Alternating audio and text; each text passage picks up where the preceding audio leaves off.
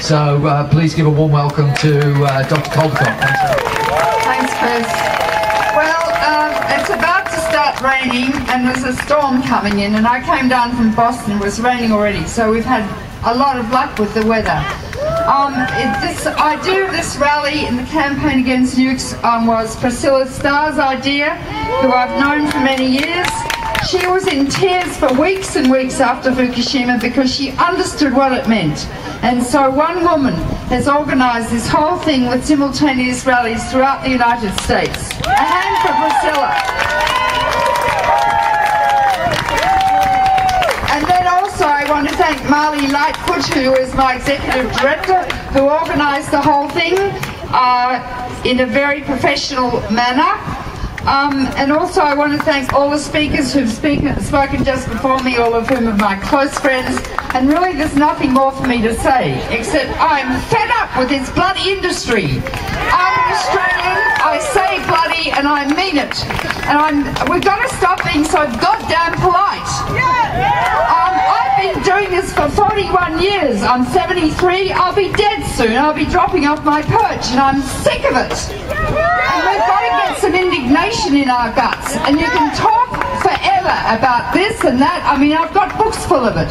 1 million people dying right now or have died because of Chernobyl, and it's only 25 years ago. How many millions more will Chernobyl kill?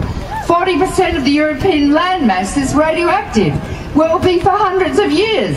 Nuclear accidents never cease. They never cease because the food is radioactive for the rest of time.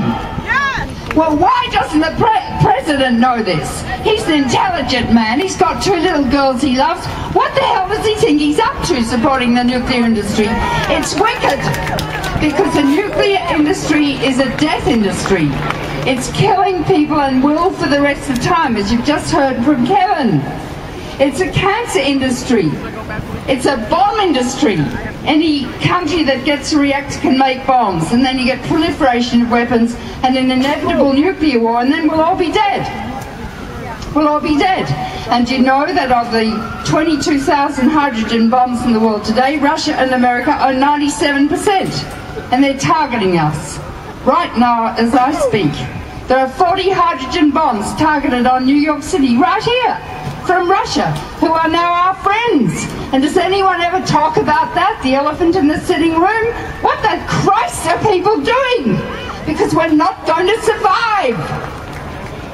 No, it's not. Well, Wall Street, what's happening down there is extremely important. We've got to have the guts to take on the corporations. People in this country have the audacity not to vote. In Australia, it's compulsory. But more than that, people vote and then leave a vacuum and don't even know who their Congress people are, or senators. They've got to get to know them and move in and take over the Congress, of, for and by the people, not of, for and by the corporations.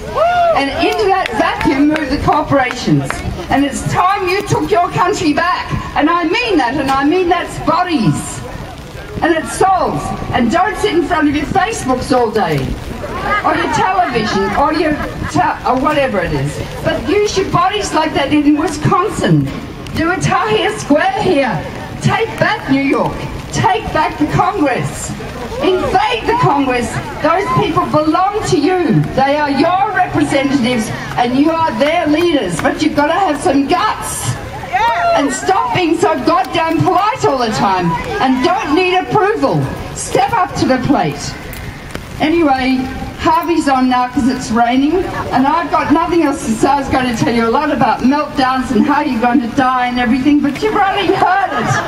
And we all have to die sometime, but we don't want future generations to die of epidemics of cancer, leukemia and genetic disease. I've just been with my grandson, age 2. If anyone can, well, I'm a pacifist, but look, I mean, it just makes me feel like weeping. How many children have I helped to die in my life with cystic fibrosis? How many children have I helped to die of leukemia? We're talking about the sanctity of life, not money. And money is nothing. I debated with people on international CNN or whatever it was, 2 of them, 3 of them, and all they talked about was the market. And I said, so you're going to kill the earth for the market? These men are sociopaths. They've got no moral conscience. None. Except when they're dying or their children are dying, and then their souls open up and you see the beauty with which they were born as babies. That's what we've got to get to, and we've got to be emotional. Because if I tell 2 parents in the office that their child has leukemia and they show no emotional response, I get them a psychiatrist. All these men operate from their reptilian midbrains and use their left cortex to justify what their emotions want them to do, and a lot of it's about testosterone. I'm fed up with testosterone. The women moved in. I'm not anti-male, I love men, but women are pathetic. 53% of us, and we just let these silly, well, there's a rude term in Australia and I won't use it, dickheads to run the world. Okay, and Obama's one of them too. We use our emotions and become incensed, otherwise we're not going to make it. And we can fix global warming too, and Harvey's going to tell you how. Okay? Right. Thank you, Helen.